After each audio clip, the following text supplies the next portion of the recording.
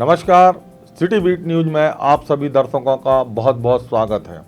आज के हमारे विशेष कार्यक्रम में हम आपको मिलवाने जा रहे हैं ग्रामीण क्षेत्र की एक ऐसी बेटी जिन्होंने शासकीय बालक उच्चतर माध्यमिक विद्यालय में अध्ययन करके वहां पर टॉप किया है और मैथमेटिक्स इनका विषय है।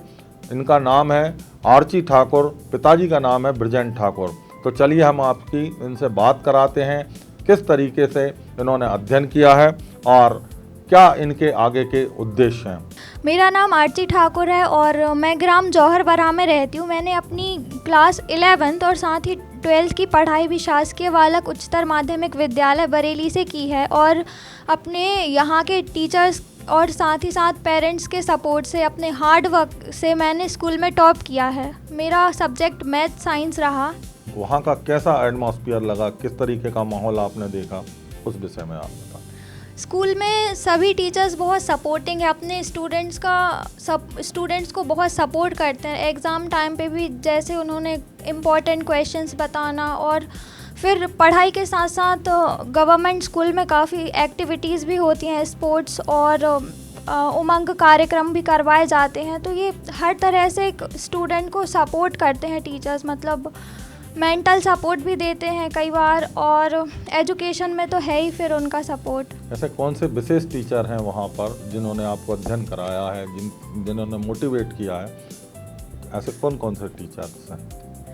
क्लास टीचर जो हैं हमारे उपाध्याय सर, तो हिंदी टीचर वो हैं, तो उन्होंने हमें बस यही समझाया स्कूल आना क्यों ज़रूरी है और स्कूल आना चाहिए, उसके लिए उन्होंने मोटिवेट किया है हमेशा। फिर उसके बाद हमारे मैथ्स टीचर हैं हज़ारी सर, जिनका बहुत बड़ा रोल रहा है। उन्होंने, जैसे मुझे मैथ्स में काफ़ी सारे डाउट्स थे क्योंकि मैं सेल्फ स्टडी की है, कोचिंग भी नहीं थी, तो मैथ्स जैसे सब्जेक्ट में डाउट्स तो रहते ही हैं। तो मैं अपने डाउट्स लेके और फिर स्कूल आती थी, मतलब रेगुलर स्कूल तो मैं नहीं आ पाती थी। जब डाउट्स मेरे निकलते थे, जैसे कोई भी चैप्टर पढ़ने के बाद, तो फिर सर क्लास के बाद अलग से मुझे टाइम देके मेरे डाउट्स क्लियर किया करते थे, तो उनका बहुत रोल रहा है।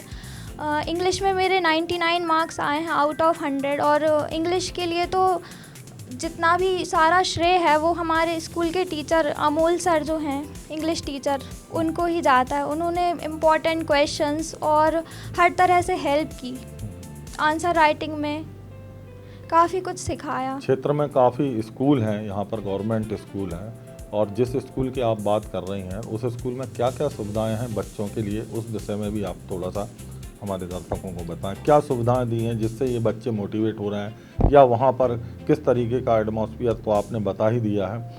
उस स्कूल में क्या सुविधाएँ जो कि प्राइवेट स्कूलों की तुलना में वहाँ पर हैं, उपलब्ध हैं?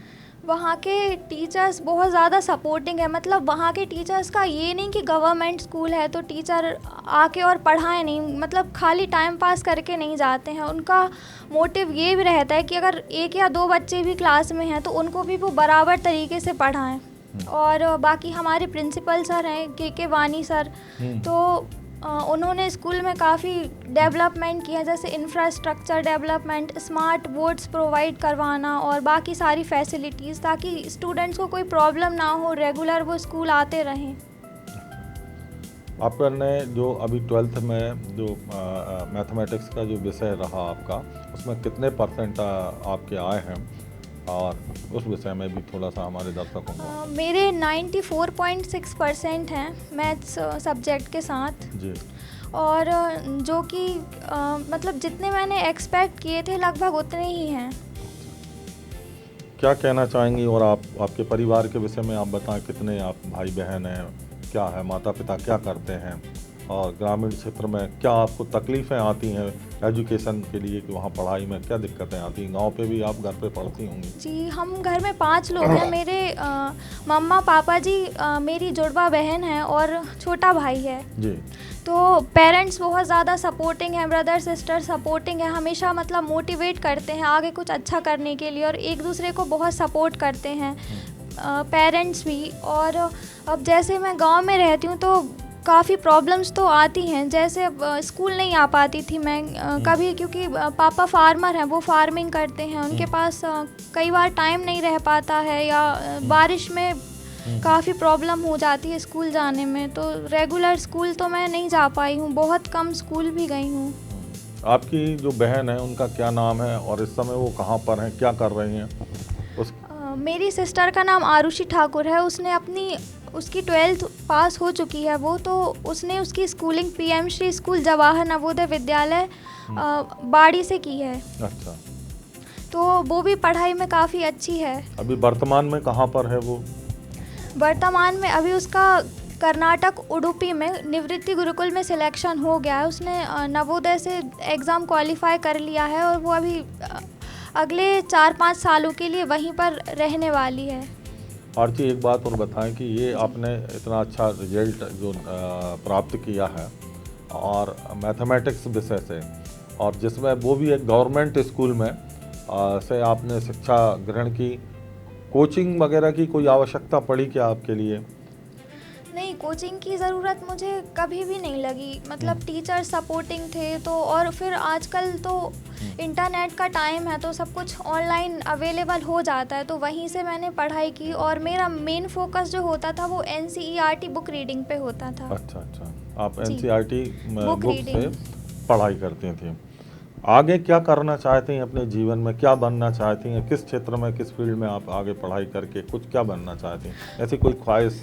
जी बताएं। आगे तो मैं सिविल सर्वेंट बनना चाहती हूँ। मुझे MPPSC का एग्ज़ाम क्वालिफाई करना है, लेकिन उससे पहले मैं BTech करना चाहती हूँ कंप्यूटर साइंस और AI/ML में। मतलब एज अ सेकेंड ऑप्शन मैं उसको रखूँगी, और उसके बाद साथ ही मैं अपनी MPPSC सिविल सर्विसेज की तैयारी करूँगी। कहाँ से करना चाहती हैं, उसका भी आपने कुछ लक्ष्य बनाया होगा कि मैं यहाँ से पढ़ाई करूँगी या कोचिंग करूँगी या जो भी? अपनी ग्रेजुएशन के साथ तो अभी मैं ऑनलाइन प्रिपरेशन करूँगी, और उसके बाद फिर जैसे इंदौर जाके कर सकते हैं। अच्छा, इंदौर जाके कर सकते हैं। जी। आपके क्या शौक हैं? कुछ हॉबी भी होंगी, आप कुछ ख्वाहिश रखती होंगी? ड्राइंग और स्केचिंग मेरी हॉबी है। मैं पोर्ट्रेट बना लेती हूँ। मतलब स्केचिंग ड्राइंग में बहुत ज़्यादा इंटरेस्ट है मुझे पहले से ही।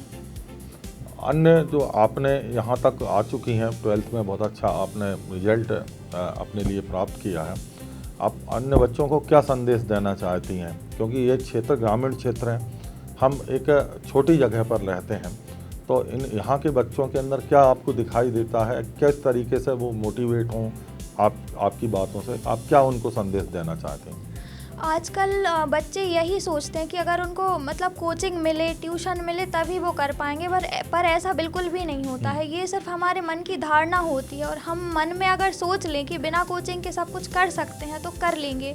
क्योंकि मैंने अपनी 12th तक की पढ़ाई में अभी तक कोचिंग नहीं की, और रिज़ल्ट हमेशा मेरा अच्छा रहा है। पेरेंट्स रिज़ल्ट से हमेशा सेटिस्फाइड भी रहे हैं। तो ऐसा नहीं होता है कि कोचिंग ही सब कुछ कर सकती है।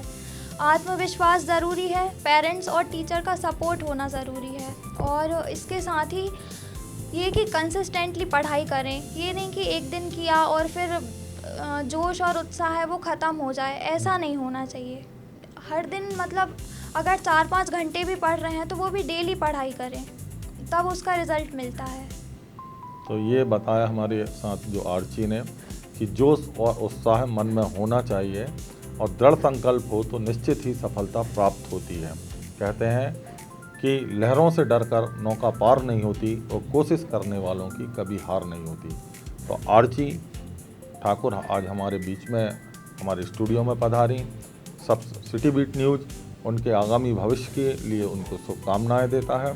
साथ ही हम इस क्षेत्र के उन बच्चों को इस स्टूडियो में इनवाइट करते हैं, बुलाते हैं, जिन्होंने वास्तव में शिक्षा के क्षेत्र में या किसी और अन्य सामाजिक या अपनी जॉब जो भी है उस क्षेत्र में जो काम कर रहे हैं, अच्छा काम कर रहे हैं, उन सभी को हम आमंत्रित करते हैं। तो आज हमारे बीच में हमारे स्टूडियो में पधारी आर्ची ठाकुर, उनका सिटी बीट न्यूज़ हार्दिक स्वागत और वंदन करता है। भविष्य के लिए उनको शुभकामनाएं भी प्रेषित करता है। आज के कार्यक्रम में बस इतना ही। फिर मिलेंगे हमारे इस विशेष कार्यक्रम में किसी और शख्स के साथ।